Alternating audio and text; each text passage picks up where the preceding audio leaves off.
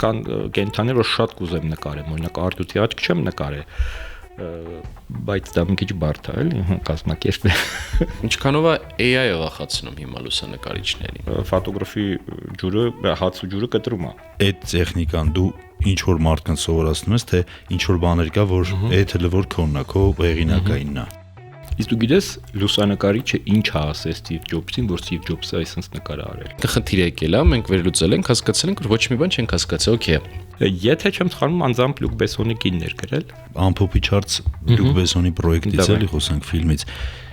Հոնորար ինչքան էր։ Որպես ֆիզիկոս էի աշխատում, ստանում էի 29000 դրամ աշխատավարձ։ Մեր հյուրն էր Սուրեն Մանվելյանը։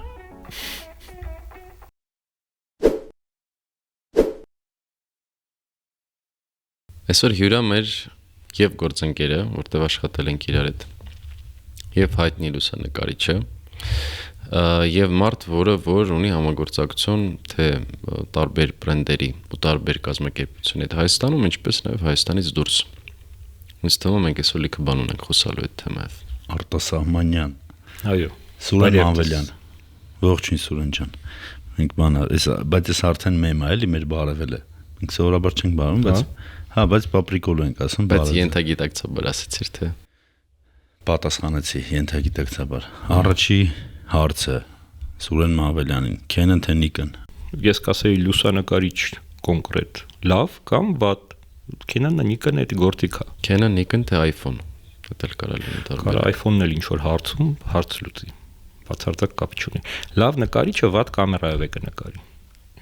Վատ նկարիչ ինչքան էլ լավ կամերա չտաս, մեկը լավ չի նկարի։ Սենց թեզ կա, որ ասում եմ հիմնականում շատ բացառիկ աշխատանքներ ստացվում են այն մասնագետների մոտ, որոնք որ տարբեր երկու իրարից շատ տարբեր մասնագիտությունների միաձուլում են ստացել իրենց ընդհանուր կարիերայի ընթացքում։ Հիմա չգիտեմ ինչքանով շատերը գիտեն թե չէ, բայց դա էլ տենց չգիտեմ ինչքանով հայտնի փաստ է, բայց դու գիտնական մարդ ես։ Հա, ես ֆիզիկոս եմ, գիտությունների տեխնացու, նախագահի մրցանակի դափնեկիր ֆիզիկայի ոլորտում։ Ես մինչև 2011 թվական պրոֆեսիոնալ ֆիզիկոս էի աշխատում եւ միշտ սենց այդ հարցին պատասխանում սենց ֆիզիկայի իմանալը իմ մրցակցային առավելությունն է ուրիշ լուսանկարիչների նկատմամբ։ Ну, կարար էս բարագայում մենակ ֆիզիկա չլիներ այլ բնույթի գործունեություն, բայց որը համատեղելով լուսանկարչության հետ արդյունքում տարօրինակ լավ իմաստով տարօրինակ երևույթ է ծնվում։ Ոնց որ քո բարագայում հիմա։ Դե ես համել մի քանի երաժշտական գործիք եմ նվագում, օրինակ փիլիսոփայությունով եմ հետաքրքրվում, փորձում եմ ինչքան հնարավոր է լայն դիապազոն թե գիտելիքներ, թե ունակություններ ունենամ, իմ համար ոնց որ մարդու իդեալը այդ ռենեսանսի Լեոնարդոյի օրինակն է, հա, որը ունիվերսալ հանճար էր, այսինքն ինչքան դու ունիվերսալ լինես, այնքան ավելի քո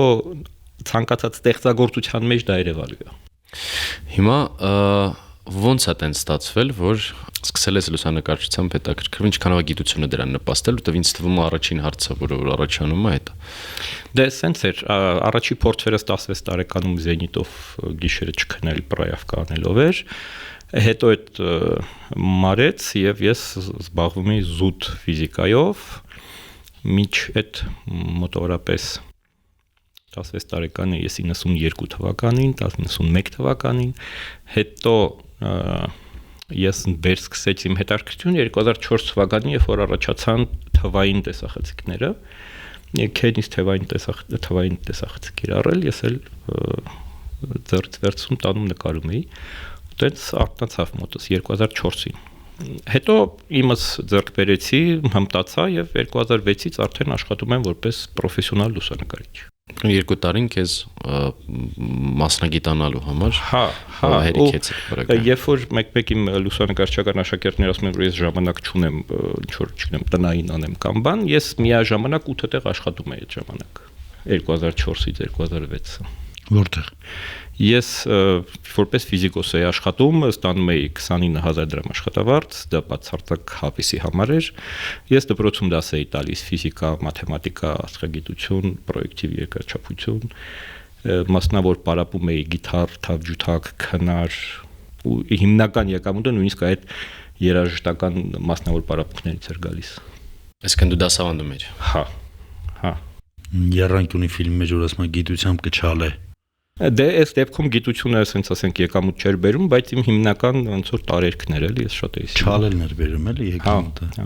Դե մեծ բավական հաջողությունների հասանք գիտության ոլորտում, տպագրվեցինք ամերիկական ամենաանց թնդացող ամսագրերում, Physical Review Letters ամսագրեր կան, որ ցանկացած գիտնական դե հոդված ունենում համարում է, որ դա մեծ նվաճում է։ Տենց Դե բայց հետո 2011 թվականին ստիպված եղա դուրս գամ։ Բայց հետաքրքիր է որ նմանատիպ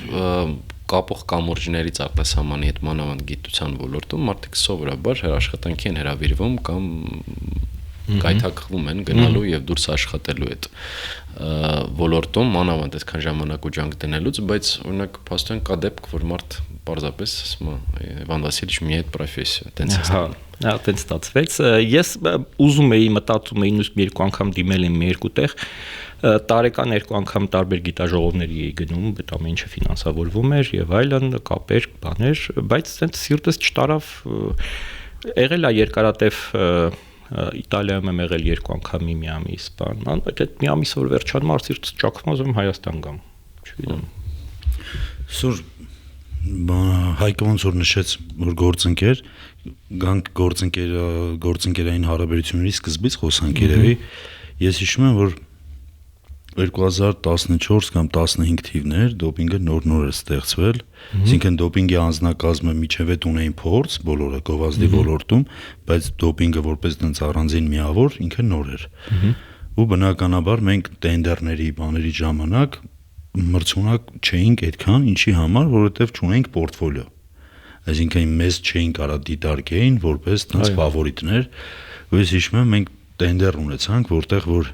հիմնական խնդիրը կայանում էր նրանում, որ պետք է նկարվեին շատ լավ լուսանկարներ։ Ու այդ ժամանակ մենք որոշում կայացրեցինք, որ բավականին ստրատեգիկ որոշում էր ու այդ որոշումը նաև այսօրվա մեր ոդքասթի հիմքն է հանդիսանում նաև։ Մենք որոշեցինք, որ պորտֆոլիոյի մեջ ներգրավենք Սուրեն Մանվելյանին։ Այսինքն ներկայացնենք տենդերին հայտ, ասենք որ մենք կրեատիվ թիմ ենք, որոնք որ այս ստեղծագործական լուծումներն են առաջարկում, իսկ ստեղծագործական լուծումները արդյոք կլինեն գեղեցիկ թե ոչ, մենք կարծում ենք, որ այո կլինեն, որովհետև մենք ներգրավել ենք Սուրեն Մանվելյանին։ Դե անկեղծ լինենք, այդ որոշման վրա հաստատ քո անվան արկայությունը ահա որ մեծ ազդեցություն ունեցել է։ Ու ինչի համար ես ասխի նշեցի 2015 թիվ, այդ ժամանակ Սուրեն Մանվելյան անունը ամենաթոփ քննարկվող անունն էր։ Որովհետև մեր հեռուստադիտողները եթե չգիտեն կամ եթե գիտեն միգուցե մոռացել են, Լյուկ Բեսոնի հետ համագործակցությունը քո նոր էր եղել։ Այսինքն Սուրեն Մանվելյան, Լյուկ Բեսոն, դոպինգ։ Ինչպեսի հետաքրքիր երանգյունի է դառնում։ Այդ մասին մի հատ խոսենք, որովհետև այդ ժամանակ, այսինքն եթե լուսանկարիչ քննարկում էր, թող մեր բոլոր լուսանկարիչ ընկերները մեզ ներեն, բայց եթե քննարկում էր բրենդների հետ համագործակցություն, տենդերների շրջանակներում կամ բան, Սուրեն Մանվելյանը հաստատ ֆավորիտ էր։ Եթե ոչ միակ, գոնե ֆավորիտներից էր, ու նաև դրան նպաստել էր ըստ իս, որովհետև ներսի ինֆորմացիայով կարող ասեմ, երբ որ ասում ենք Սուրեն Մանվելյան, Լյուկ Բեսոնի ֆիլմը, որ կար Լյուսի, այդ արդեն փոխում էր։ Հիմա մի քանի տես բառով կամ մի քանի երկար բառերով պատմես այդ համագործակցության մասին, ոնց եղավ, որ քո ֆոտոները հայտնվեցին այդ ժամանակվա աշխարհի ամենակնարկող ֆիլմում Սկարլետ Յոհանսոնի աչքերի փոխարեն քո նկարած աչքերը։ Դրա մասին մի հատ խոսանք էլի։ Շատ լավ։ Դե սենց ասեմ, որ սկզբից 2010 թվականին ես արեցի մարդկային աչքերի սերիա, չափից դուրս մոտիկ նկարած մարդու աչքեր, որ շատ անսովոր էր երևում։ Դա շատ լայն տարածում գտավ, բազմամիլիոն դիտումներ եւ այլն։ Դրա մյուս տարին ես արեցի կենդանների աչքերի սերիա, կատարելագործեցի իմ նկարելու ձևը, տեխնիկան ու կարող էի ըստ էության ցանկացած վայրում ցանկացած կենդանու աշկ նկարեմ ու բավական մեծ էլի տենց քանակ կենդանիներ ստացվեց նկարել եւ մի ալիք էլ գնաց բազմամիլիոն դիտումների այդ երկրորդ սերիան կենդանների աչքերը ու ինձ շատ էին դիմում թե հայտնի բրենդեր, թե հայտնի ինչ-որ ԶԼՄ-ներ արտասահմանյան, բան եւ այլն, չգիտեմ, Գվարդիանից սկսած դիցայտով բրծած իրանք ուզում էին տպագրել իմ նկարները, բան եւ ես արդեն սովոր էի, որ ինձ ժամանակ առ ժամանակ ես նամակ եմ ստանում, վայ, ես ինչ լավ նկարներ ունեք, բերեք տպեք։ Արդեն չերը բացի։ Էլի գովում են մի բացի։ Չէ, ես լավ էլ բացում էի, չմտածեք։ Հիմա մի օր էլ նամակ ստացա այդ Եվրոկորպ, թե Եվրոպակորպ, եթե չեմ սխալվում կազմակերպությունից, եթե չեմ սխալվում անձամբ Լյուկ Բեսոնի կինն էր գրել, բայց դեր աչքերը ուզում են կինոյի մեջ օգտագործենք, քո նկարած աչքերը, քո աչքերը չէ։ Հա, իմ նկարած աչքերը։ Այնը Լյուկ Բեսոնի կինը էր։ Էդ էլ է հարց առաջանում միշտ, որ դու ինչ որ տենց ինչ որ մեկը ուզում ես, դու ուզում ես հասկանաս ոնց է օգտագործվելու եւ այլն եւ այլն։ Ու այնտեղ օրինակ կինոներում պրինցիպը սենց է, որ ասենք ամսագրերում սենց է, թե մեծ են տպում, ոնց որ պետք է շատ վճարեն, փոքր են տպում, պետք է քիչ վճարեն եւ այլն ինչ որ սենց բաներ կան։ Հիմա կինոյում ոնց է, կինոյում դու միասա այդ անգլերեն կոչվում է appearance, այսինքն քանի անգամ կինոյի մեջ կհայտնվի քո նկարը։ Իսկ ամեն հայտնվելու համար է վճարվում, էլի ոնց որ դա է արժեք։ Այսինքն կոպիտ ասած ինչքան օգտագործում են քո product-ը։ Հա։ Ու տենց 4 նկար վերցրեցին, ամեն մեկը մի անգամ էր կինոյի մեջ։ Մի ակնթարթ նույնիսկ էլի, դա մի վարքյան էլ չէր, այնտեղ տրեյլերի մեջ միջայլոց այդ հատվածը իրան տեղ գտավ, Սկարլետ Յոխանսոնը 4 անգամ թարթում է ու 4 անգամ իր աչքի բիբը փոխվում է տարբեր կենդանիների աչքերով։ Ու այնտեղ սողունների աչք կար, հիմնական սողունների աչքեր էին վերցրել։ Ու իրանք դա մի քիչ մոդիֆիկացրել էին ֆոտոն, իրանք ֆոտոն ոնց որ ասած Photoshop-ով ինչով են ինչ ծրագրով, չգիտեմ, նենց էին արել, որ ինքը շարժվի։ Այսինքն այդ ակնթարթի ընթացքում այդ ֆոտոն մի քիչ sense գնում գալիս էր, մի քիչ փոքրանում մեծանում էր։ Կենթանացրեցին էլի, sense ասենք ֆոտոն, սարքեցին վիդեո։ Ու տենց գնաց, ու այդ հավես էր, ու էդ էլ էր հետաքրքիր, որ իրանք կոնտրակտը ինձ ուղարկեցին, մեջը գրած էր մենք կարանք նշենք ձեր անունը տիտրերի մեջ, բայց նաև կարանք չնշենք։ Այսինքն գումարի չափն է փոխվում։ Չէ, գումարի վրա դա ոչ մի ազդեցություն չունի։ Դա զուտ ուզենք կնշենք, ուզենք չենք նշի։ Ես իրա դու ջանդամասի ոչ են նշեք, հա։ Ստորագրեցի գնաց։ Հետո նշեցին։ Հա, չգիտեմ տիտրերով է կարդում, բայց ինչ որ մի հատ դյադիկ սկրիներ արել։ Ինչ որ մեկը ինձ ուղարկել էր, հա, տեսեք Սուրեն Մանվելյանի անունը գրած է այդ կինոյի տիտրերը, որ սաղնել, եթե չեն կարդում են, Յանը կարդում են։ Տիտրերը չեն նայում են այս աչ կողմի գիծը, հենց մի հատ Յան իդենտիֆիկացիա, հենց իդենտիֆիկացիան կանգնացնում են, այնտեղ այն պահներ, որ էկրանի վրա մենակ իմ անունն էր գրած էր iPhotography ու Սուրեն Մանվելյանը ցանկ չէր էլի։ Առանցին sense մի հատ նշած էր։ Դե գնահատել են ուրեմն աշխատանք։ Պարտեցվա բան եւ այլն։ Իսկ փաստորեն դու չես արել նոր աշխատանք իրենց համար։ Իրանք քո աշխատանքներից ընտրել են մի բան։ Հիմնականում արտասահմանի կլիենտը ընտրում է պատրաստի նկար։ Ունեցել եմ կլիենտներ, որ գնացել աշխատանք եմ արել։ Շատ հայտնի օրինակ DJ կա, որ Իբիցայում պետք է սեզոնը վարեր, Ռիչի Հոտին։ Իր համար գնացել Բերլինում նկարել եմ։ Դենց Էլի վերջերս նախանցած տարի գնացի Ֆրանսիա, հայտնի գինի արտադրողներ էին, իրանք գինը հավաք էին անում, խաղողի հավաքներ, ես 9 օր ինձ պահեցին ու ես 9 օրի նկարում եմ իրանք խաղողի հավաքը։ Իսկ հետաքրքիր է, եթե դու սկսում ես ասոցացվել կոնկրետ աչքի բիբի մակրո նկարի հետ։ Ինչքանով է դա խանգարում, որ քեզ օրինակ նույն այդ գինու 9 օրվա նկարանմանը ներգրավեն։ Ինձ չի խանգարում, ես որ ասեմ ինչ որ տենց նկատել եմ ես հիմա ասենց ասենք այդքան շատ հիմա արդեն այդքան շատ չեմ նկարում, որտեվ բավական լայն լիքը նկարել եմ, ասենք մի 150 կենթանի եմ նկարել, երևի մի այդքան էլ մարդ, արդեն դժվար է ինձ տեսնել մի հատ աչք, որ ես դրա նմանը չեմ նկարել օրինակ, հա, դրա համար հազվադեպ եմ, ավելի հազվադեպ եմ նկարում հիմա աչքեր, քան առաջ։ Նմանապես կենթանիներ արդեն դարել են շատ, հա, կան կենթանիներ, որ շատ կուզեմ նկարեմ, օրինակ արդյունքի աչք չեմ նկարել, բայց դա մի քիչ բարդ է, էլի, կազմակերպ է։ Մի քիչ վտանգավոր է։ Հա, մի քիչ էլ վտանգավոր է, այո։ Իսկ բանը, աչքերը մեկ էլ արի մատ ամփոփիչ հարց Լյուկ Բեսոնի պրոյեկտից էլի խոսանք ֆիլմից։ Հոնորար ինչքան էր։ Լսի, այդ հոնորարը, ես պրինցիպը սենց է, իմ համար լուրջ հարց էր, այս միջայլոց օգուտ կլինի լուսանկարիչներին, որ տենց գործ կպնի, ոնց իմանալ ինչքան փող ուզել նկարի համար։ Այդ լուրջ հարց է։ Դու կոչկվում ես։ Ես օրինակ մտնում եմ Getty Image։ Getty Image-ում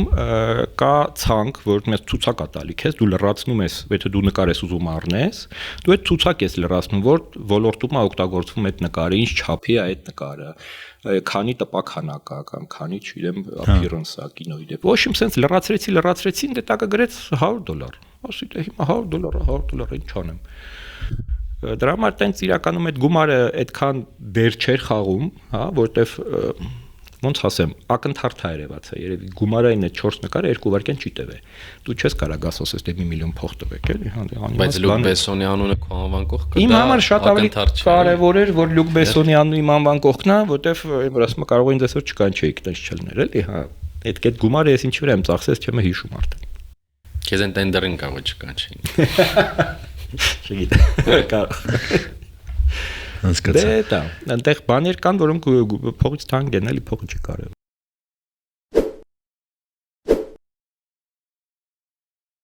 Արքա համակարգից դու կարաս ստանաս 3 տեսակի նամակ։ Առաջինը, որ քո քարտից գումար է գանձվել, երկրորդը, որ քո քարտին գումար է նստել, իսկ երրորդը, որ Արքան դառնում է դոպինգ ոդկասթի գործընկերը։ Ինչպես հասկացաք, Արքա ազգային վճարային համակարգը դոպինգի գործընկերն է։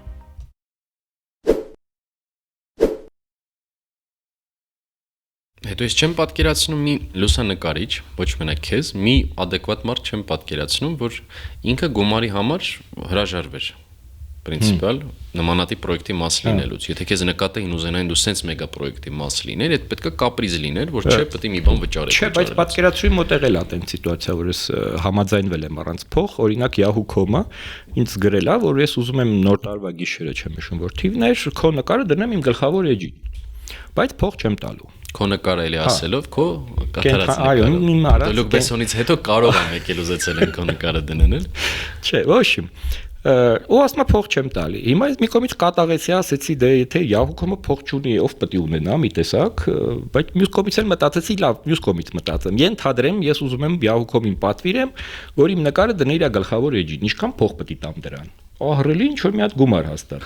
Հա։ Հիմա այս մարդը, հա, այս մարդը ձերի դնում է, էլի, հիմա թո դնի, ինչ ասեմ։ Ասի լավ դիր։ Ոչմ դրեցին այդ նոր տարվա գիշերը 6 միլիոն մարդ մտավ սայտս։ Այդ լինկով էլի որ իրանք տեղադրել էին։ Հենց որ տենց դեպքեր են ելնում, բայց դեպք ա եղել որ հրաժարվել են BBC-ն է նկարներս իմ արած նկարները ուզել,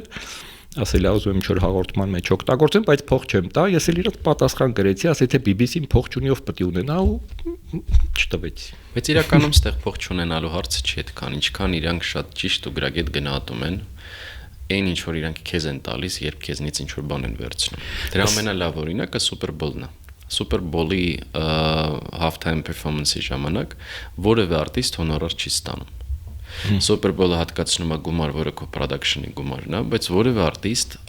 ուղակի ձևով գումարը տեղից չի աշխատում, բայց այդ Super Bowl-ից հետո ամբողջ աշխարհը գիտի արտիստի մոտ ինչա տեղ ունենում։ Անկամ ամենապոպուլար արտիստների մոտ շատ մեծ վերելք է լինում պոպուլարության, որտեղ իրանք հայտնվում են տիզակետում աշխարհի ամենահայտնի ու մեծ միջոցառման։ Բան չունեմ ասելու, միանշանակ համաձայն եմ դրա հետ, ուղղակի այս դեպքում ասենք կլիներ ինչ որ մի հատ հաղորդում BBC, որ Twitter-ում պուջուրիկ կգրեին իմ անունը, որը չի թվում, որ ինձ կսարքեր աշխարհի ամենահայտնի լուսանկարիչը։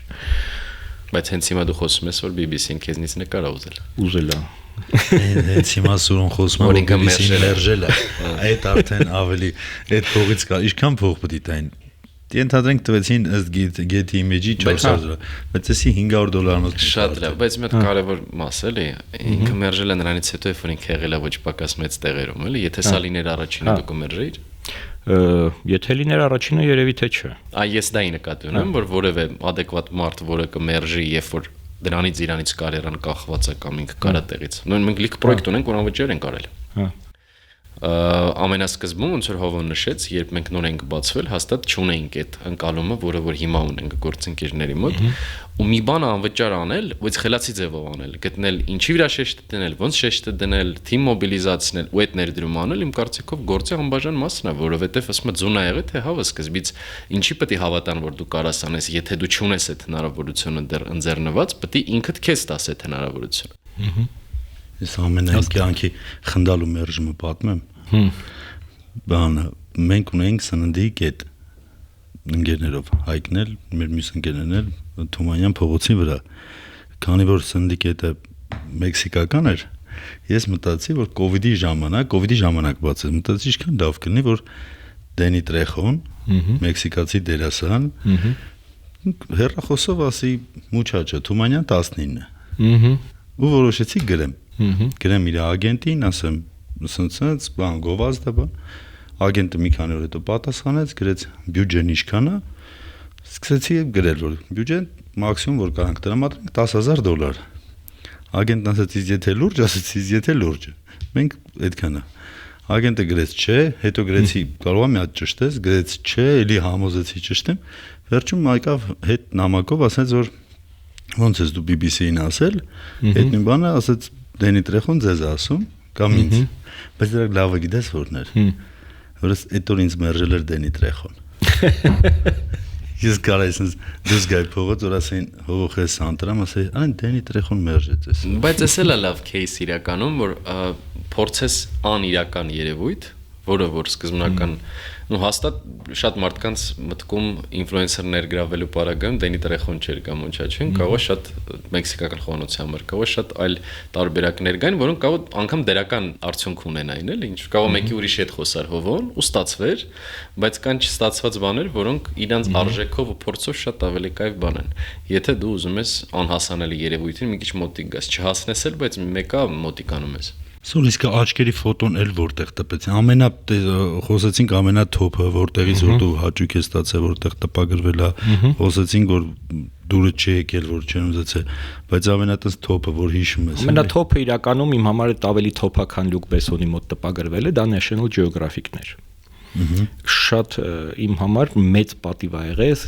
հենց սկսել եմ լուսանկարչությամբ զբաղվել, երազել եմ դրա մասին, որ ես National Geographic-ում տպագրվեմ։ Այնտեղ ահավոր դժվար է տպագրվել, դու չես կարա ուղակի ուղարկես իրանց նկար, ասես դե տպագրեք, չկա այդպես բան։ Եվ ես հիշում եմ ամենաառաջին նամակը, որ իրանք ինձ գրեցին։ Ոչ բարե, ոչ բան, ոչ մի բան, ուղակի գրած էր contact us։ Վերջակետ։ Всё, ուրիշ ոչ մի բան չկար։ Ես պատասխան եմ գրել իրանց contact։ Գրաֆիկալ մարմինը մեջ հիմա քեզ մեծ ծրար է գալիս ու հասցնա գրած։ Ու ես դրանից հետո նոր արդեն նորմալ նամակ եկա, բարև ձեզ լալա տրալալա, ես ձեր նկարները հավանում ենք, ուզում ենք տպենք, ու դա էլ է հետաքրքիր մի 30 հատ նամակագրություն ա եղել այնտեղ էսկոմ, որտեղ ես իրանց պետք է ապացուցեի, որ սա Photoshop չի, որ ես 3D-ով չեմ դրել նկարել այս աշկը։ Եվ այլն, ասում եմ, ուզում եք RAW-ը ուղարկեմ, ասում եմ հիմա RAW-ը կեղծելու ձևեր կա, ասում եմ, խապ։ Մեկ հեռախոսի համարը տամ այդ մարդու հետ խոսացեք, չգիտեմ, ոնց հա պատուսեմ էլ, ոնց որ զորով դրել եք ինձ ինչ որ վիճակի առյուծն է, հեսա եկող կսա։ Առաջին անգամ կասկածի տակ էին դրա ինչ Photoshop-ը սարե մանրամասն նկարագրի, ասենք ընդ Photoshop չկա էլի, կարող եմ քիչ մութ հադուսեք, չբացացրել եմ այդքան բան էլի։ Տենց ու այդ առումով մի հատ էլ խնդալ ուրիշ դեպք ա եղել, որ Adobe ֆիրման, շատ հայտնի, գմփացուցիչ Photoshop եւ այլն, ինձ նամակ ա գրում, ասում է դու մեզ պատմի ոնց ես այս աշկերը նկարել, հատկապես իրանց Photoshop-ը, մենք ես սարքենք Adobe Guru։ Ես հեչ Photoshop-ից տենց ինչ որ լավ չեմ էլի, որ լինեմ Adobe Guru։ Ինչ խնդացի, ասի հաստատ մի բան ինչի, տենց էլ իրանց գրի, ասի հաստատ ինչ որ սխալ եք հասկացել, ու ես ուղղակի ասեցի ինչ Photoshop-ը, այնտեղ Photoshop չկա էլի, կոնտրաստ կա կարող տվել եմ վերջ։ Ղրկեցի էլ իրանցից հետ պատասխան չեկավ, յանք ջոկին, որ գրեցին don't contact us։ Հաստատ Adobe Guru-ի ապրանք չեմ էլի։ Բայց բան է մի քիչ, տենց ցավը տա, բայց միտեղ էլ ուրախացնող է, որ աշխատանքդ կասկածի տակ են դնում։ A. Մտածում են, որ դու չէիր կարող անել, B. Չափազանց լավն է իսկական արածի համար։ Համ կոմպլիմենտ էլ կամ էլ չէ, իրականում ես նեղվելու բան չկա։ Ու իմիջայլոց մի հատ ռուս տղա դրե իսկականից 3D-ով իմ նկարների ազդեցության տակ դրե ինչ որ տես մի հատ աշկա հավաքել։ Հստակ 3D-ով է հավաքել, ֆոտո չի էլի։ Հիմա եթե դուք իմ անունը post բանա Google-ում գրեք, բազմաթիվ իմ նկարների մեջ նաև իր նկարն է բերում ու իր նկարը իմ անվան տակ է տարածվում։ հասկանում եք, բոլորը գրում են, որ այդ իմ նկարն է, այն որ ասում մարդու աշկը դուրս գա, ու դուրս չգա, հա։ Հիմա այդ խեղճ ռուսը արել է գործը, բայց իր գործը իմ համատակ տարածել։ Հիմա քո աչքը կրկնակի դուրս է գա։ Հա, էլի, հիմա ոչ էլ նա գրեմ ամեն մի տարածողին, ասեմ, այդ հավատանամ, այս մեկը իմ նկարը չի։ Photoshop Աշկի դերևը ունք կա։ Բանա, բայց մաքսիմում լեր չէ։ Հա, այդ էլ է մի հատ խնդալու դեպք, որ այնց ամսագիր կա, Մաքսիմ, որ էրոտիկ ամսագիր է, գիտենք։ դերը տպագրել իմ աչքերը, հա։ Արի զարմանանք, էրոտիկ։ Ես էլ մտածում եմ, այ մարդ, ասենք իշ կապ ունի իմ աչքերի իրանց թեմաների հետ, հետո այդ ամսագիրը որ դուրս եկա, դարձյալ շտկուն քո աչքերը չէ բանի։ Ահա, իմ նկարները։ Որտեվ այս կոնտեքստում ամենա ենթադրենք ամեն անգամ ասելով իմ աչքերը այս կոնտեքստում ինչ կապ ունի իմ մարդ հետ այս plate-ը մեր վիդեոն։ Դոնց շատ բանով աչքերով էս նայում այդ Ինչ կապ ունի այս աչքերը իմ աչքերը էրոտիկ ֆոտոյի հետ ամսագրի մի քիչ այլ ձև։ Կարող ուզեցել են ցույց տային պատու ստորն ու ժուրնալը ինչա, կարող ուզում են ցույց տային ու աչքերը սեքսուալ օրգան է մեկը։ Կարճ ասած, ես ամեն անգամ որ իմ նկարների մի տեղ տպագրվում են, ես ասում եմ մի օրինակ ինձ ուղարկեք։ Իրանց ուղարկեցին, բացեցի ու կարդացի ոնց են կպցրել իրանց թեմային։ Ասում եմ, ինչ լավ է, որ համբուրվելուց մենք մեր դիմացինի աչքերը այսպես չենք տեսնում։ Ինձ հետաքրքիր անկյուն։ Կպցրեցին, հա։ Շատ կրեատիվ են փոխել էլի։ Հա։ Հա, որտեվ տես ունեք իմ առաջին մտածած երկու տարբերակները, այն ինչ որ բոլորի մտքով կգար։ Ես մտածի որ բանի կոնտեքստում են, որ մարդիկ էս աչքերով են, սենց աչքերով են նայում մեր ժուրնալը, ամսագիրը թերթերուց սենց աչքերը մոտները լինում։ Ես մտածի այդ ձև ինչ որ կոնտեքստում է։ Բայց այդ համբուրվելում դե հա էլի։ Կամ կապային ինչ որ որտեվ համբուրվելը շատ մոտիկ է, չէ՞ տեսնում, հա, բայց մեկատենս չես տեսնում։ Մակրոն արդեն վախենա։ Բանը քայլը շատ ավելի սիրուն էր։ Կարային նույնը կապային, որ ինչ որ սեքսուալ իրավիճակներում կամ սեքսուալ գայթակղության ժամանակ սենց աչքերեն եւ այսպես դուս է գալի։ Հա։ Բայց չէ, պաստորեն։ Photoshop-ից խոսացինք, ինչքանով է AI-ը վախացնում հիմա լուսանկարիչներին։ Գիտեք, AI-ը գործիք է, ինչ որ հարցեր կա, որտեղ ինքը լավ է օգնում, ինչ որ հարցեր էլ կային, որ ասում է ֆոտոգրաֆի ջուրը, հացու ջուրը կտրում է։ Հա, օրինակ մարդը կարա ինչ որ էշեշ հեռախոսով 5 սելֆի անի գցի AI, ու AI իրան տա մի 20 հատ թույն բիզնես պորտրետ, որ ինքը հետո կարա ոնց որ ասած օգտագործի։ Ну հիմա տեսնողի համար հələ որ տարբերվում են իրանք, երևում է որ սա ֆոտո չի դեռ, հա։ Վաղը միսօր երևի չի երևա։ Բայց մյուս կողմից լուսանկարչության ժամանակ էլ ասենք իմ մոտ սիտուացիա եղել, որ ասենք շատ փոքր երեխա եմ նկարել, որը չի կարող ինքնուրույն նստի եւ մաման ասենք իրան ձեռով հետևից սենց բռնել է, որ այդ երեխան չընկնի ու մամայի ձեռը կադրը պետք է։ Հա, հիմա ես 2 վայրկյանով AI-ով այդ մամայի ձեռքը ջնջեցի առանց նրա, որ ինչ որ մեկը կարող է գլխին գնել, ոստե ինչ որ բան կար ընդհանրապես։ Շատ իդեալական բերեց ֆոնը։ Բայց միջև AI-ը ոնց կանեիր։ Միջև AI դա ժամանակ կտևեր։ Շատ ավելի երկար, բայց էլի կանեիր, բայց ավելի բանը կանեի, ասենք կարող է մի կես ժամ տևեր, հիմա 2 վայրկյան տևեց։ Բայց այդտես դու այն կոնտեքստում ես ներկայացնում, որ AI-ը օգնում է լուսանկարչին։ Հիմա բարի խանգարելն էլ նայենք էլի, որովհետև AI-ի տեմպը ոնց է զարգանում, ես նայում եմ մենք աշխատում ենք, շատ ինտենսիվ ենք աշխատում AI-ով։ Այսինքն դոպինգը մոտ 2 մենք ունենք արդեն պոստերային արշավներ ունենք գլոբինգի համար իրականացած, որոնք որ ամբողջովին AI-ով են կարել, այստեղ մեր մոնտաժնիկը հիմա ասենց կդնի 1 2 3 այդ ֆոտոները։ Մենք բավականին ինտենսիվ օգտագործում ենք AI-ը ու ես արդեն նկատել եմ, որ իրանք մատները ամենադժվարն է AI-ի մատերը։ Միշտ անում էր կատարյալ ֆոտոեր տալիս քեզ, սիրուն նայում ես գրավի։ Բայց մատները ծուրում էր։ 7 մատանի, 8 մատանի, բան, դից ոտքի մատերն են ինչ այլ։ Հա, 8 հոտնուկ էր զարկում, բայց հիմա արդեն ես այս վերջում մի հատ ֆոտո արեցինք, տեսանք, մի հատ բրենդ ունենք, իր քեյսն ենք սարքում, ես տեսա, որ բանն է մատերը իդեալական արել է, բայց մանր կնճիռները բաները ինքը արդեն վախենալու է, որովհետև մատը ինձ թվում է ամենաբարդ տենց դետալներից է, էլի։ Այսինքն կարողացել է արդեն ինքը ստանա այդ մանր կնճիս ճաքերը, փոսիկները, մոսիկները ու 5 մատ։ Այսինքն այս տեմպերով ինքը այդ քո ասած բանը քեզ այդ ինչքանով կարա էլի խանգարի ու ֆոտոգրաֆին այդտեղից խոս։ Դե ինչ որ չափով ինքը վերցնում է լուսանկարչի գործի մի մասը իր վրա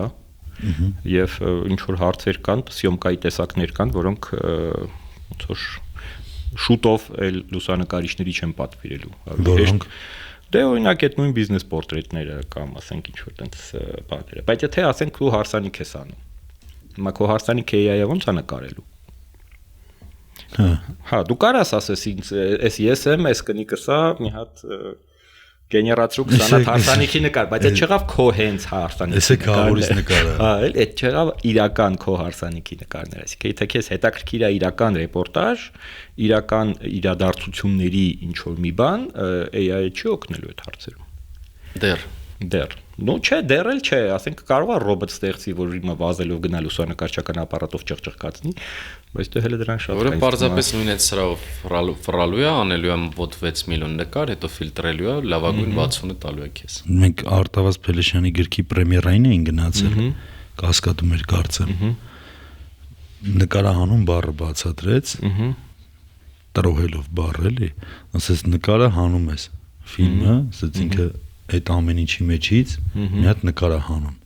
մի հատ պատկեր է հանում։ Հիմա քո ասած օրինակը ռեալ կյանքի իրավիճակները համաձայն եմ հետդ, որտեղից պետք է նկար հանես, որ հիշես, որտեվ իմ հարսանիքի լավագույն ֆոտոն, որ տենց ամենալավ, որ ինքը միշտ եղել է իմ մոտ cover ֆոտո, դա դու նկարել ես իր տեխնիկան, չգիտեմ ոնց է արել, որտեղ որ ինչ որ ապակիներով ինչ որ բաներով էր եկել, որտեղ համ ինչ որ հետևից ֆոնները, համ դիմացից ֆոնները, ինչ որ տենց խառը մագիա կար այդ ֆոտոյի մեջ։ Այդ իրականում համաձայն եմ հետդ, այդ մի հատ պահա, որ դու չես կարա AI-ով ստանաս։ Բայց երբ որ խոսում ենք բրենդներից, մարքեթինգից, գովազդից, երբ որ արդեն առաջի պլան գալիս է պրոդուկտը, որտեղ չկա հիշողություն, որտեղ քո ասած այդ հիշողությունը ոչ մի AI չեմ կարծում փոխարինելու է, բայց այն հատվածը, երբ որ դիտարկում ենք, երբ որ պրոդուկտ պետք է բանես, հիշողության հետ կապ չունի։ Ոչ ռեպորտաժ, որտեղ ամենակարևոր մասը։ Այդտեղ արդեն ինքը գալիս է խնդրի, չնայած, չգիտեմ։ Դրա հենց էմոցիոնալ կոմպոնենտը մեջից անում ես, օրինակ հարսանիքը չէ բացառիկ իրադարձություն է։ Երեխայի ծնունդը, երևի երեխայի առաջի ծնունդը եւ այլն։ Այդ սա բացառիկ իրադարձություններ են։ Հենց էմոցիոնալ կոմպոնենտը անում ես, պատկերացնում ես, որ դու պետք է փաթեթավորման տուփ նկարը հանես կամ ավտոմեքենա, դու արդեն այդտեղ մի փոքր արդեն ավելի խոցելի է դառնում այդ մասնագիտությունը, կարծում եմ։ Ինձ դիմել էր այստեղ մի հատ արհեստական բանականության ունեց բան ֆիրմա մի հատ դիմել էր, որ ես իրանց օգնեմ, իրանք ռազրաբոտկային անում, հենց այս մի հատ սկզբունք կա ապրանք,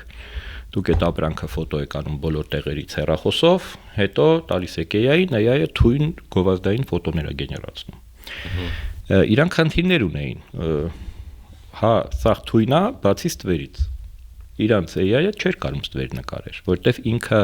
ապրանքի եռաչափությունը չէր ընկալում։ Այսինքն որ դարձնում էր իրեն արհեստական։ Հա, եւ այդ տղան ինձ դիմեց, որ ես ինչ որ ձևով փորձեմ տրամաբանորեն կամ ինչ որ ձևով ոնց օգնեմ իրան, որ ինքը կարողանա այդ ստվերները ստանալ։ Ասի տարբերակ չկա, չէ՞։ Մենք աշխատեցինք, ես նույնիսկ ինչ որ խորհուրդներ տվեցի, բայց ի վերջո ստե խնդիրը ինչն է։ Գլոբալ խնդիրը հետեւյալն էր։ Կան AI-ի մեծ ֆիրմաներ, որոնք սարսափելի ֆինանսներ են ներդնում իրանց AI-ը, ասենք նույն ChatGPT-ին զարգացման մեջ։ Դու որպես փոքր ֆիրմա, փոքր բյուջեով չես կարող իրանց հասնես։ Քեզ ավելի հեշտ է մի կես տարի սպասես, որ իրանք այդ ստեղծեն բրծնեն, քան դու նստես ու տանջվես, որ հաստատ կես տարում չես անի, էլի։ Ստեղ մի հատ AI այդ խնդիր կա, որ ես չգիտեմ, ոչ միտեղ չեմ հանդիպել ու շատ կուզեմ մի հատ այդ թեման հնչեցնեմ։ Կա շատ լուրջ խնդիր, որը միջև հիմա բացարձակ փիլիսոփայական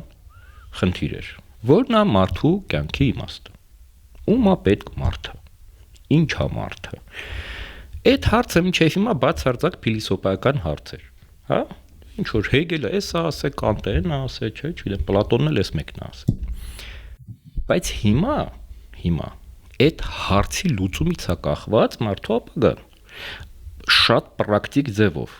AI-ը եկել է, մարդուց լավ ամեն ինչ անում է։ Մարդու մա պետք։ Ո՞վ է մարդը։ Ինչի համար է այդ մարդը։ Իր իմաստը ո՞րն է։ AI-ը կանի էլի։ Ու այս հարցը պրակտիկ է։ Այս արդեն չեն կարող ասենց ուղղակի абստրակտ փիլիսոփայենք։ Կոնկրետ է։ Եթե այդ հարցի պատասխանը չգտնենք, մարդկությունը ապագա չունի։ Շատ անսպասելի։ շրջադարձային կետ է այս ոդկասթի համար, որ ճիշտն ասեմ։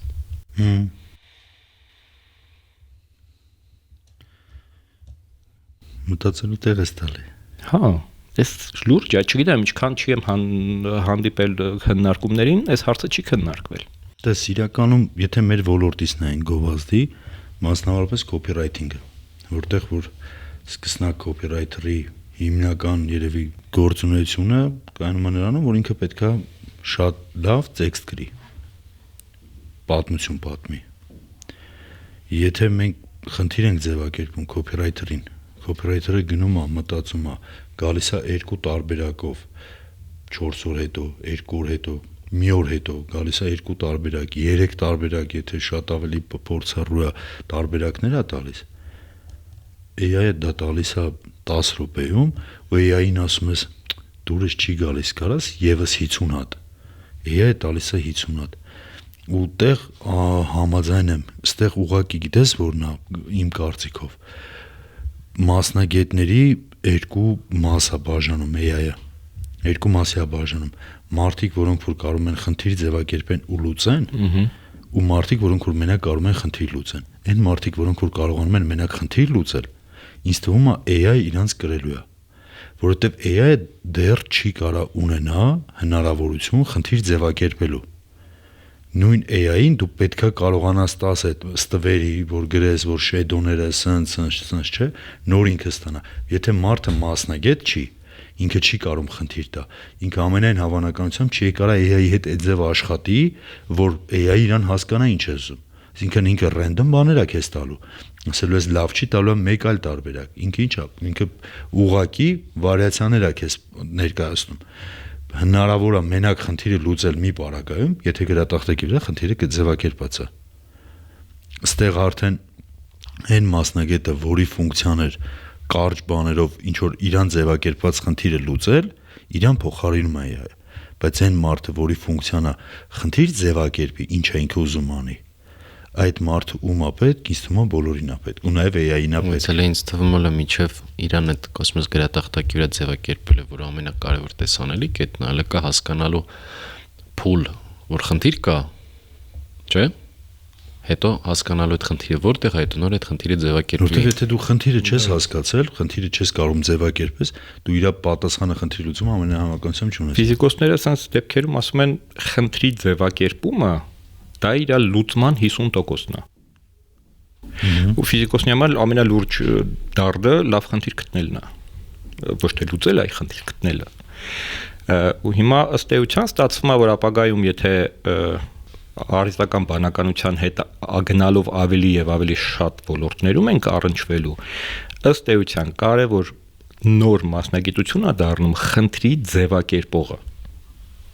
Մարդ, որը կարողանում է խնդիրը ձևակերպել, բայց իրականում դա բարդ խնդիր է, որովհետև դու դրա մասնագետը պիտի լինես, հա? Դու դիզայներ ես, ասենք, թե կամ դու copywriter ես, դու ասում ես ինձ այս տեքստը գրի, ինքը գրեց, բայց գնահատողը դու ես, վերջնակետը դնողը դու ես, դու պիտի այդքան մասնագիտացած լինես, որ հասկանաս, որ այս տեքստը լավն է, իսկ այս մյուս տեքստը լավը չի, ու մի 50 հատ էլ հələ մի հատ տարբերակներ տուր, ես հələ լավը գտնեմ։ Այսինքն այդ դեռ հələ որ այդ մարդը պետք է։ Եթե հաշվի առնենք, որ հիմնական խնդիրները ի հայտ են գալիս, նրա պատճառով, որ լուծողները լուծում են սխալ խնդիր, գոյություն չունեցող։ Сейчас мы борются с ветряными мельницами, այսինքն с тем, чего не существует։ Այդ ժամանակ նշանակում է ամբողջ ռեսուրսը գնում է սխալ տեղ։ Հա։ Հիմա մեր թիմը 99%-ը ուսումնասիրում է բան, prompt engineering, որը որ ինքը նոր մասնագիտություն է, որպես այդպես խնդիր ձևակերպել AI-ի համար։ Որովհետև թե դիզայներներին է պետք, թե copywriter-ներին է պետք, ցանկացածին պետք է prompt engineering-ը սովորել, հասկանալ ինքը ինչի միջոցով է, ինչ տերմիններ օգտագործելով է խնդիրի բերում խնդրի ձևակերպմանը։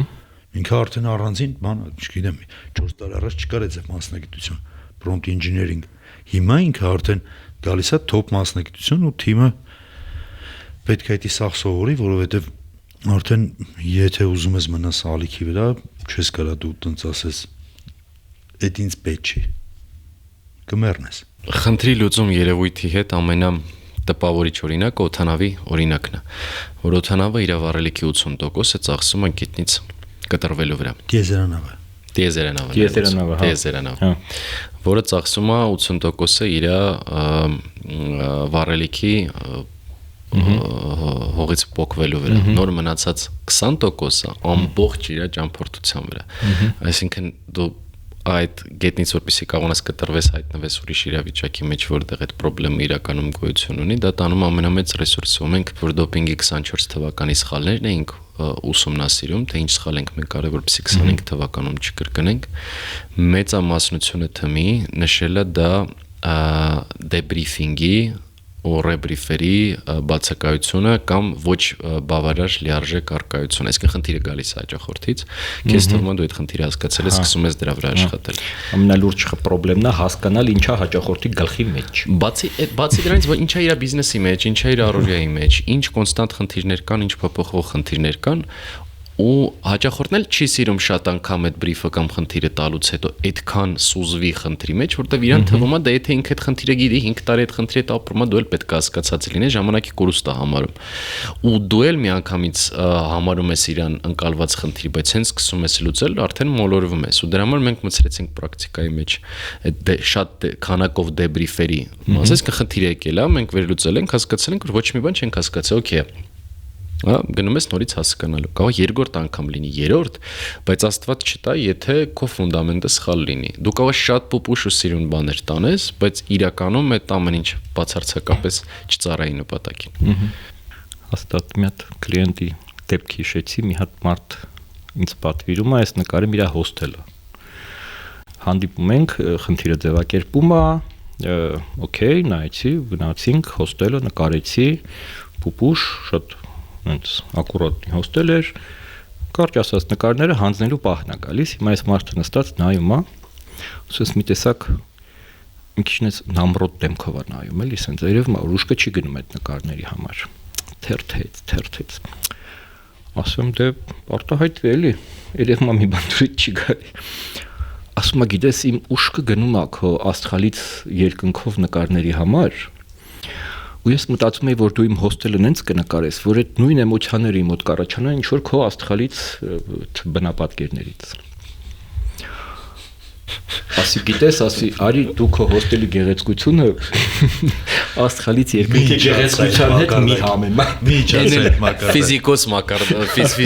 մարդում։ Բայց հետաքրքիր շարունակություն ունեցավ, ի վերջո ինքը այդ նկարները վերցրեց, աղ օքեյ էր։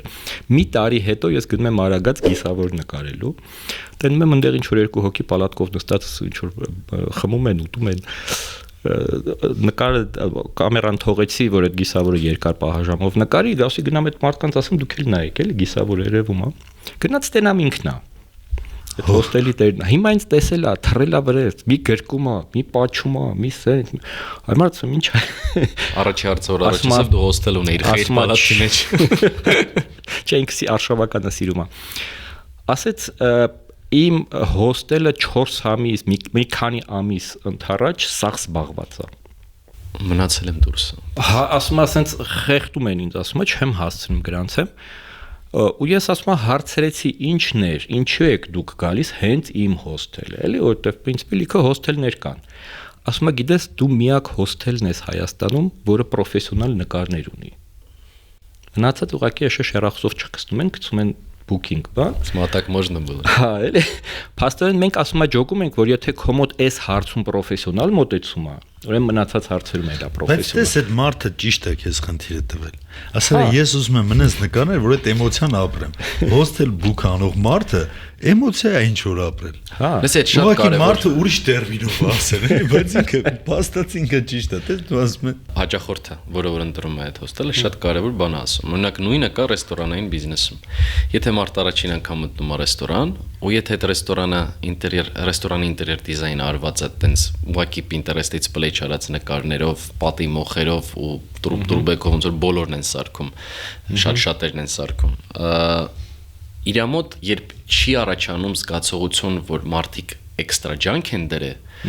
ինքը քեզ քոս խալվելուց հետո երկրորդ շանսը չի տա։ Այսինքն դու իր համար ընկնելու ես այն եւ մնացածը շարքի մեջ։ Բայց եթե քո ինտերիերը ու քո ատմոսֆերան ու բրենդավորման էլեմենտները աշխատած են, անգամ եթե ինքը մի բանը փորձի դուրս չի գա, ինքը միտեղ ենթագիտակցաբար ինքը կասի լավ երկրորդ շանսը արժի տալ, եթե մարդը այսքան բանը տաշել է, սիրունացրել է, կոպիտ ասած վիզա դրել է մասի վրա, ստեղ էլ կհասնի լավ արդյունքի։ Օրինակ շատ կարևոր բան է, որ մի նկարը նայ մարդուն վստահություն է ներշնչում, որտեվ մոտեցումը եղել է պրոֆեսիոնալ։ Օրինակ շատ կայֆ ինսայթ է այդ։ Բոմբ։ Հա։ Իսկ հիմնականում աստղերից էլ եկեք երևի աստղերի, որտեվ ես հիշում եմ միշտ քո էջը որ նայում այսօր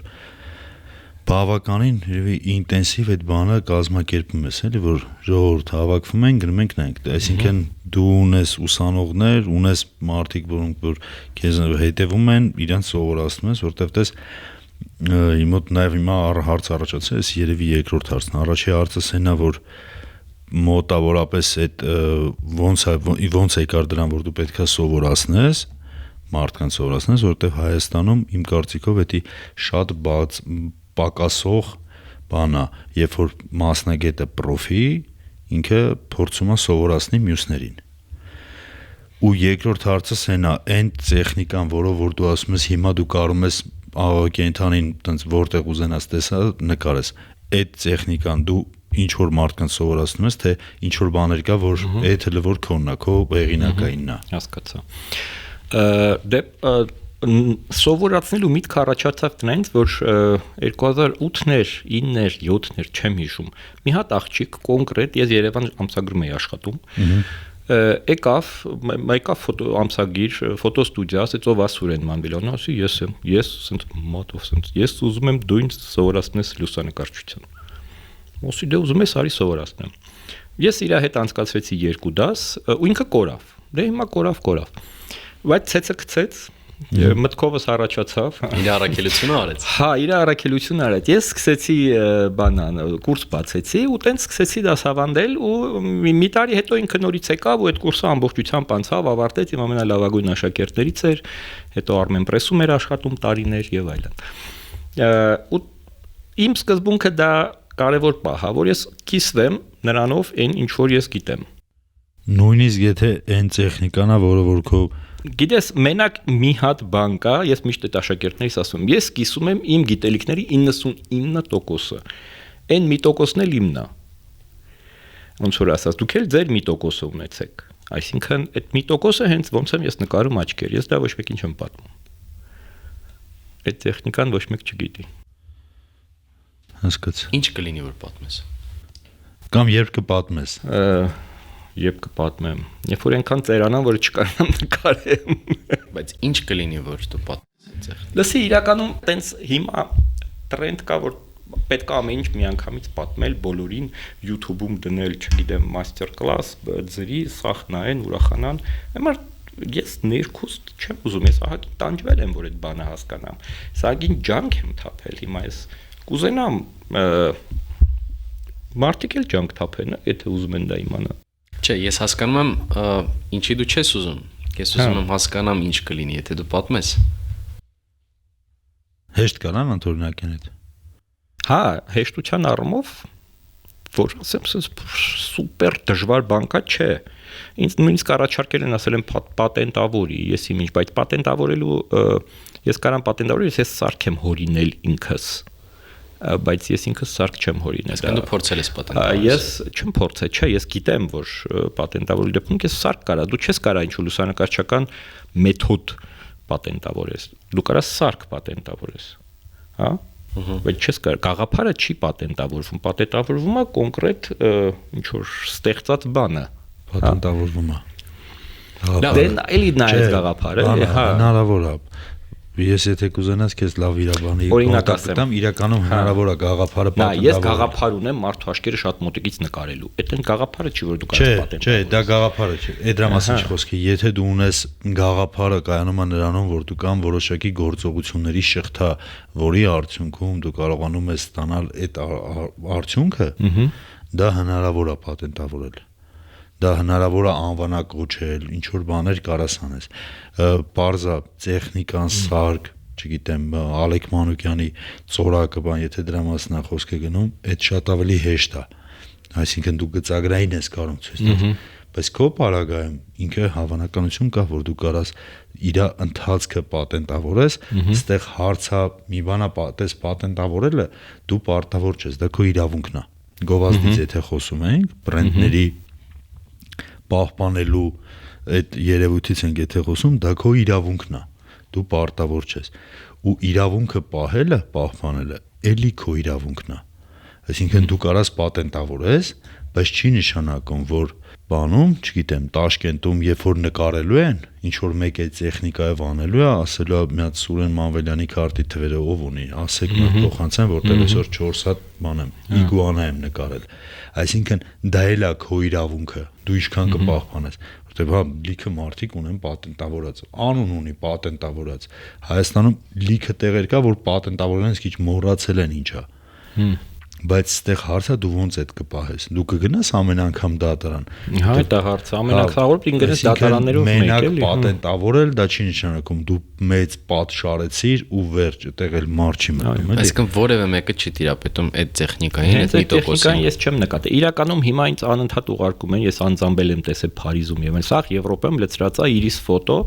որ էլի շատ կրուպնի աշկը նկարում են, միանգամից տպում են, մոլում են տալիս, տեղ էլ Հայաստանում էլ կա ինչ-որ բան է տալիս։ Իրանք ուրիշ ձևով են նկարում, ոչ նենց ոնց որ ես եմ նկարում։ Տարբերությունը ո՞րն է։ Տարբերությունը հետեւյալն է, իրանք նկարում են տափակ լույսով, իրանք նկարի մեջ աչքի մեջի ռելիեֆը չի երևում։ Հա։ Իմ նկարածի մեջ աչքի մեջի ռելիեֆը երևում է, իրանք զուտ գույնն են փոխանցում։ Իսկ ես բացի գույնից փոխանցում եմ նաև ռելիեֆը։ Միշոյի երգերից չէ, ես չեմ նկարում։ Հա։ Ես գիտեի դիքոնը կարասն, որտեղ այդտեղ այդ Վահան Ստեփանյանը վիզադերել կրկնի ինչ որ ես նկարել եմ։ Հասկացա։ Մի հատ sense հարց։ Սցենար, վատ օրինակ չվերեմ։ Հիմա դու դուրս ես գալիս այդ ոդկասթից, հիշողությունը մնում է մենակ մոռանում ես ոնց ես դու նկարել այդ աչքերը։ Հասկացա։ Ու չես կարողանում հետո ոչ մեկին փոխանցես։ Եթե հիմա մտածում ես որ 15 տարի հետո այդ տենց կամ 20 տարի հետո կանես, չես կարողանում անես։ Ցավալի երևույթ չի ինքը, եթե մենք պատկերացնենք այդ, որովհետև հարցը ստեղ, գիտես, ավելի շատ հարցը այն չի, որ ինչ-որ մեկ այդ տեխնիկան կիմանա։ Հարցը այն է, որ այդ տեխնիկան մեկին սովորացնելով հանդերձ, չեմ ասում օրինակ ինձ, դրա մասին չեմ ասում։ Ասում եմ մեկին սովորացնելով հանդերձ, դու կարաս մարդուն ոգեշնչես ու բերես իր 1% ստեղծելուն, ցույց տալով թե 1%-ի մեջ այդ մագիան չկա, ոնց որ դուք կարաք պատկերացնեք։ Ու գեղեցկությունը քայլի դրանում լինի։ Չես մտածել դրա մասին։ Մտածել եմ, որ կարող եմ մի հատ նամակ գրեմ տղայիս, ասեմ, որ հանկարծ մի բան լինի, կարաս բացես նայես։ Տղաս լուսանկարչական դպրոցս ավարտել է, կուրսի է, օպերատորություն էր անում, հետս միասին հարսանիքներ էր նկարում, այսինքն ինքը կարա դա։ Այսինքն տղադ է կհասկանամ։ Ինչ։ Տղադ էլ չի։ Տղաս է չգիտի, չէ։ Նես չի որ հարցել այս իրան չեմ ասել, բայց չգիտի, հա։ Բայց որ հարցնի չեմ ասի։ Բայց գիտի որ չպետք է հարցնի։ Չի որ հարցնի կասեմ, հիմա իրան վստահում եմ այդ խնդիրը չկա։ Լավ, հիմա պատկերացրու այդ գախնիկը կորի։ Այմա դա խեք կպետ գախնիկի։ Չէ, ես ամենասենց ես ինչի։ Ես այդ առումով շատ եմ սիրում Ախմատովայի ասածը, ասում եմ, «Всё, что отдал, то твоё»։ Հա։ Շատ սիրուն խոսք է։ Ու կարողա այդ ինչ որ դու հետ ես տալիս իրականում, որովհետև այդ հովոյ ասած ամենակարևոր մասն է, որ իրականում շատ վարպետներ, որոնք տիրապետում են։ Ու բրճում դա քո իրավունքն է դա պահելու, ոչ մեկ չի ասում դա լավ է կամ վատ է։ Երևույթն է քննարկում։ Շատ վարպետներ այդ 1%-ը միշտ պահում են։ Կարող է դա որ չպահեին մի քիչ ավելի դրական պրոգրեսիվ իր մեր կանդրադառնալ։ Դե հիմա ցած կոնկրետ կարամ ասեմ, բան հետաքրքրություն է։ Ասենք 2 տարի առաջ ինձ կանչեցին Փարիզ, ես այնտեղ կինո էր նկարվում Դիանա Կրյուգերով բանով այնմյուսի անունը մոռացա։ В общем, ինձ կանչեցին, ես նկարեմ Դիանա Կրյուգերի աչքը, շատ կոնկրետ։ Հիմա եթե ես աչուձախ բաժանեի, այնտեղ մեկը կնկարեր, ինձ չեն կանչի։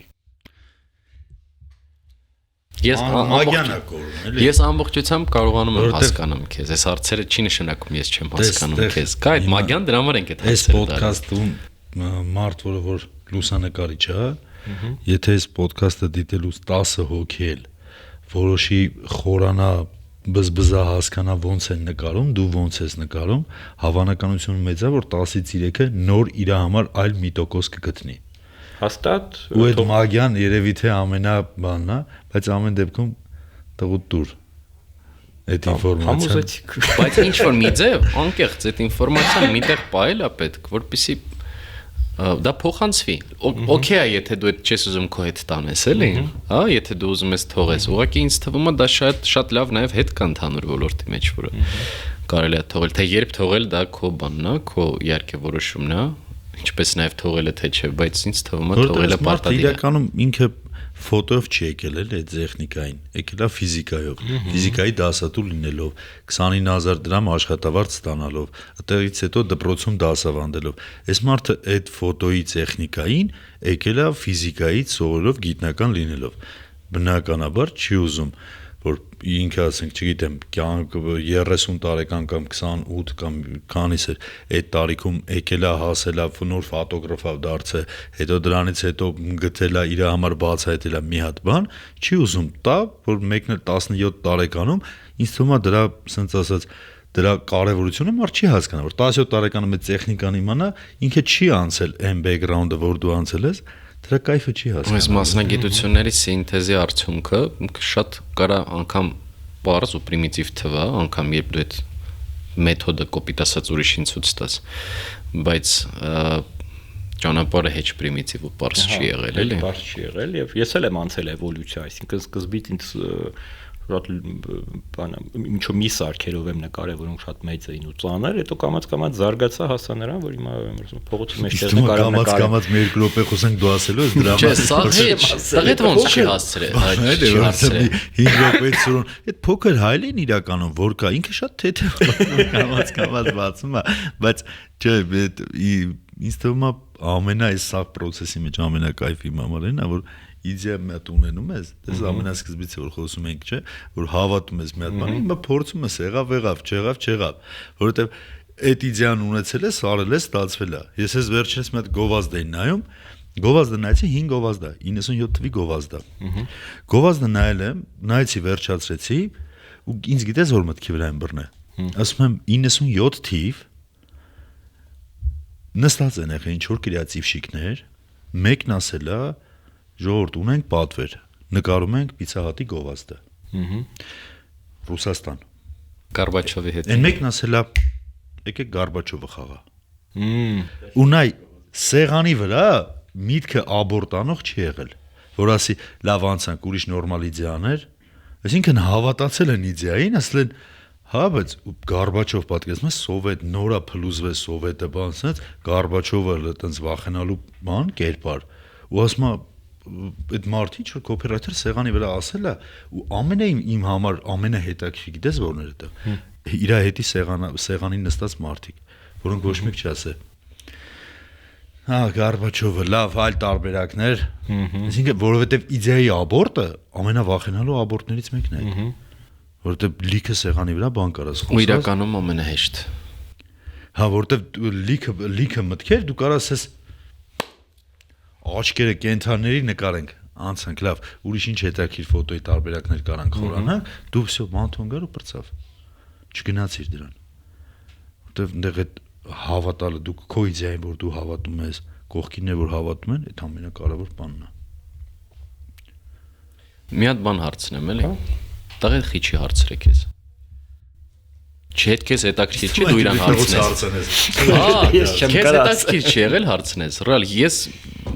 լավ, խիչ ես հարցնում լավ։ Հետաքրքիր չի գնամ հարցնեմ։ Դու մասնագիտական այդ բան չես համարում, տենց կարևոր երևույթ էլի։ Գիտես ինքը 13 տարեկանում եկա ֆոտոդպրոց, դա էր խնդալու որ ես իրան ասի դե հերիք եղավ բոլ եղավ, ով ասես գալի գտվա ֆոտոդպրոց, ուզում եմ դու էլ գաս։ Ու ինքը եկել է նստել է հիմա առաջի օրնա սախ նստած են, ոչ մեկ չգիտի որ ինքը իմ տեղն է։ Դե ներկայացրեք եկեք բան եւ այլ ամեն մեկ ասում է ես եկել եմ սրա համար, ես եկել եմ նրա համար, ինքն էլ բեսամտ կատակասեր է էլի, սենց լուրջ, տխուր դեմքով նստել, ասենց ունքերը գիտել։ Ինձ պապասա ստիպել։ Բայց խնդալուց մեռնում եմ, սա սենց վախեցած կարեկցանքով նայում են այս երեխեն խեղճ երեխեն բան, եկել է պապան ստիպել, ասում իր պապան ես եմ ասում։ Շատ էր կատակներ անում, էլի հիմա էլ անում։ Տենց ինքը մտավ այդ ոլորտի մեջ, ինքը քանի հատ հետս հարսանիք նկարեց, օպերատորություն արեց, 13 տարեկանում հարսանիք նկարել մարդ։ Հենց որ կլիենտը շատ երջանիկ էր։ Այսպես խոշ հապսակվելից։ Չէ, ինքը սկզբունքորեն չի ուզում տեսնել իր ապագան ֆոտո-վիդեոյի մեջ։ Սուր, բայց կներես, տես դու անում ես բրենդների համար ֆոտո։ Պրոդուկտները քեզ գալիս են բրիֆով, ասում են, այս ֆոտոն ենք ուզում ստանանք, դու գնում ես այդ պրոդուկտը նկարում ես։ Դու անում ես իմիջային ֆոտոներ, այդ աստղերն ա, աչքերն ա եւ այլն, որոնք որ քեզ բերում ա իմիջ, բերում ա բրենդը մեծացնում ես։ Ու նաեւ անում ես հարսանիք։ Եթե հարսանիքից նկարները նայես կջոգես, ես ստանդարտ հարսանիք չկսնող չէ։ Ես քո հարսանիքը չէ, իմ հարսանիքն էլ են, բայց քեզ չի խանգարում, որտեվ ես չեմ կարծում ես ամենատворческий հարսանիքն եմ, արա ամենատворческий ատմոսֆերայով, որ էդի համարյա նույն բրենդի բաներ կամ աստղերի բաներ կամ աշկերն էին, բայց ինքը կա ընդունված, էլի, դու ինձանից լավ գիտես, բայց դու միջև այդ ֆոտոն հիշում ես։ Չէ, ուրեմն ինչ-որ բան է, նույնիսկ ամենաստանդարտ հարսանիքի մեջ ես ինքս փորձում եմ անեմ ֆոտո, որ ինձ լինի հետաքրքիր։ Ու իմ մոտեցումը միշտ sense է հարսանիք նկարելուց ամենայդպես, որ այն ինչ որ ես նկարում եմ, լինի ցանկացած մարդու հետաքրքիր։ Ոչ թե մենակ այդ զույգը հիշելու բան ունենա, sense ասենք, հա։ Այլ որ ցանկացած մարդ այդ նկարը նայի, մի ուրախանա, մի զվարճանա, մի խնդա, մի ինչ որ կատակ գտնի մեջը, մի ինչ որ գաղափար գտնի մեջը։ Հետաքրքիր լինի։ Իմ համար դա ոնց որ ես ասենք սպորտային ազարտի հասնող խնդիր է։ Ամենա այն քարտ հարսանիքի մեջ էլ ես մեկը ուզում եմ կրեատիվ գտնել։ բայց իմը քյար չէր։ Չէ, քոնը քյար չէր։ Մի հատ հետաքրքիր բան կա ասված, մի հատ լուսանկարչի կողմից։ Ասում է, լավ լուսանկարը դա իրականության արտացոլումը չի։ Դա արտացոլման իրականությունն է։ Բայց սիրուն ձևակերպում ա տվել։ Դե դա արտացոլում է, որը դառնում է ուրիշ իրականություն։ Հենց Կարելի է տենց էլ ասել։ Հենց շատ սիրուն ձևակերպում ա տված, էլի, դա միշտ չի ռեպորտաժ, փաստացի։ Հա, իրականում լիքը պաստանովկաներ կան այդ նույն հարսանիքների մեջ, կամ շատ հաճախ, օրինակ հարսանիքների մեջ ես լիքը դուս եմ տալիս։ Ես լիքը կատակներ եմ անում, անընդհատ խնդալու բաներ եմ ասում, ու իմ համար օրինակ ես միշտ հարսուփեսային նախապես հանդիպում եմ, որ այդ հանդիպումի համար նաև շատ կարևոր է այն առումով, որ ես չափեմ իրանց հումորի սահմանները։ Որ ես իմանամ հարսանիքի ժամանակ դուս տալու ժամանակ այդ իմ հումորը ինչ ռամկեք ինչքան կդիմանան իրար ինչքան դուս տամ, հա ինչքան դուս տամ ու դրա համար ես sense ասեմ այդ տրամադրություն ստեղծողներից եմ իմ նկարներին որ նայեք իրանք շատ կենթանի էմոցիաներ են շատ խնդալու է շատ անկեղծ է ու շատ անգամ այդ էմոցիան ինձանով է պայմանավորված ես եմ այդ էմոցիան տեղում ստեղծում խնդացնելով ինչ որ խնդալու բաներ ասելով Ընտեղ AI չի կարող էմոցիանի Չէ, չի կարում, հա։ Չի կարում էմոցիանի։ Այդ մեկը մնում է մարդու ֆակտորը, որովհետև AI-ը որպեսի էմոցիա տա քեզ, նախ պետք է քո էմոցիոնալ ֆոնը հասկանա։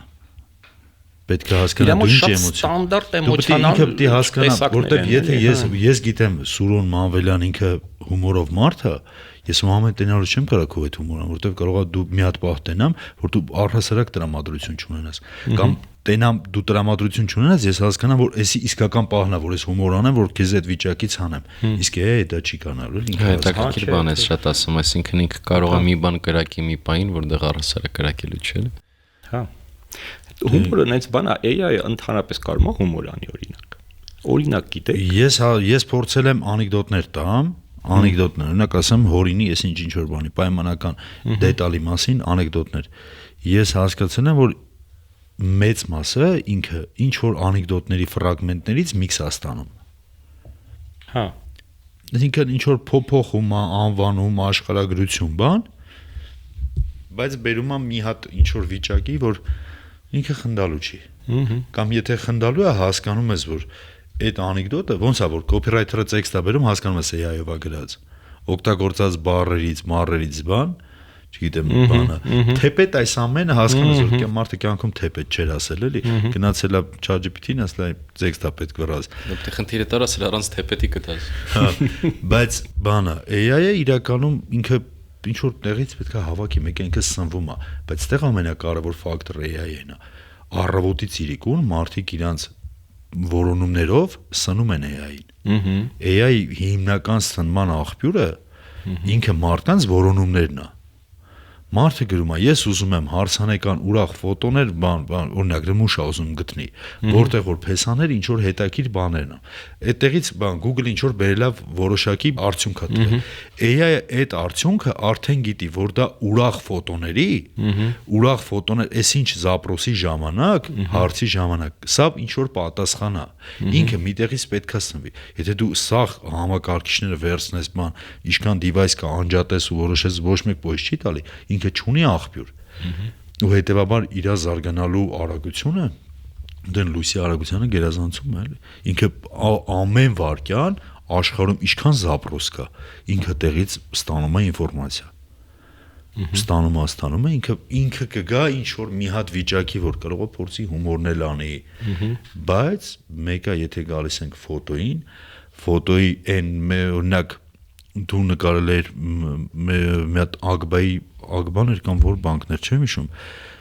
մի հատ մարդ կար տրակտորի մոտ կանգնած, ինքը տենց աշխատանքային գործիքը տենց գողական գործեր փոცხով ոնց որ փոცხը ձեռը կանգնած էր։ Այդ մարդու էմոցիան ես չեմ կարող հիմա ստանամ AI-ով։ Ինքը մենք պոստեր արեցինք այդ բանկի համար կամ Ամերյան էր կամ Ագբան էր, մենք Ագբան։ Մենք իրենց համար պոստեր սարքեցինք ու այդ բոլորն էին հավանում։ Այդ նկարը հենց թերթում են նայում են այդ մարդուն, ինքը տենց պոզիտիվ ու համաձայն եմ հետ խնդալու արդյունքում ինքը եղավ։ Ինքը տենց պոզիտիվ նկար ստացեց, որ իրան նայում ես, ուզում ես այդ նկարը նայել։ Դա ինչ որ պատմություն կա, էլի մեջը երևի։ Այդ է ուզում ասեի, որ նկարը յուրաքանչյուր նկար պատմություն է փոխանցում, նույն National Geographic-ի cover-ին հայտնված այն Աֆղանիստանից աղջկա նկարը։ Ինչ ես տեսնում ընդ կոնկրետ մանկություն ես տենում, չէ՞։ Մանկության բացակայություն ես տեսնում այդ երեխան։ Աֆղանիստանում ասում են, որ Աֆղանիստանում երեխա շատ կա, բայց մանկություն քիչ կա։ Այդ կոնկրետ այդ նկարում տեսնում ես։ Այդ քո ասած նույն տրակտորիստի նկարն է, որ էմոցիա ունի։ Եթե բրենդներից է խոսենք, տեսեք օրինակ նկարներից Apple, եթե խոսում ենք Apple բրենդից, Apple-ի լոգոն ու Steve Jobs-ի դունչը բռնած նկարը ինձ թվում է լրիվ հավասար են իրանց ազդեցությամբ Apple-ի վրա։ Իսկ դու գիտես լուսանկարիչը ինչ է ասել Steve Jobs-ին, որ Steve Jobs-ը այսպես նկար է արել։ Չէ։ Այդ փախած թեմա է իրականում լուսանկարիչների համար շատ կարևոր, որ դու մարդ ես ուզում նկարես, չպետք է ուղղակի ասես ասես դե կանգնի մի հատ քեզ նկարեմ։ Այդ աբսուրդ է։ Դա երևում է միանգամից, հա, ոչ պրոֆեսիոնալ մոտեցում։ Այս լուսանկարիչը Steve Jobs-ի հետ է պայմանավորվում են բանման, ասում է Steve ջան, հիմա դու պատկերացրու, որ դու մտնում ես տնօրենների խորհուրդ նոր իդեայով, որ դու հաստատ գիտես իրանք մերժելու են ու սկսեն կեղտ բռնել։ Այ դու ինչ դեմքով իրանց վրա կնայես, ասում է։ Այդ տես դեմքով հիմա նայի կամերայի մեջ։ Մեր հյուրն է Սուրեն Մանվելյանը։ Մերսի։ Տեսել։ Լավ։ Նկարվում ենք, բայց Չէ, ֆոտո նկարվում եք, այսքան խոսացինք ֆոտոից։